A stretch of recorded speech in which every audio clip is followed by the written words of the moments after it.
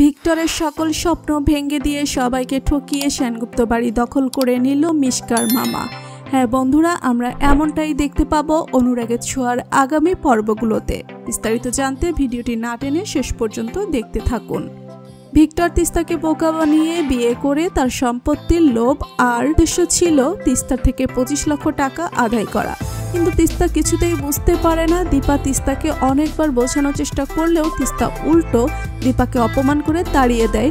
সেনগুপ্ত বাড়ির সবাই দীপাকে ভুল বুঝে, সবাই ভাবে দীপার জন্য এমনটা হয়েছে।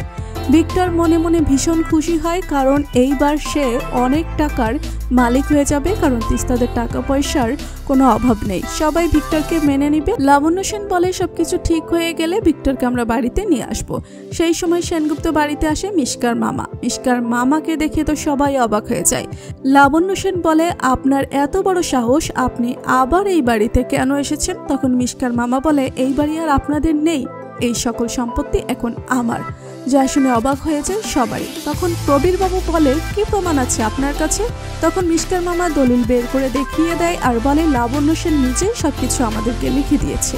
তো বন্ধুরা, সেনগুপ্ত বাড়ির সকল সম্পত্তি যদি মিশকার মামা লিখিয়ে নেয়, তা দেখতে আপনাদের কেমন লাগবে কমেন্ট করে জানিয়ে দিন আমাদেরকে।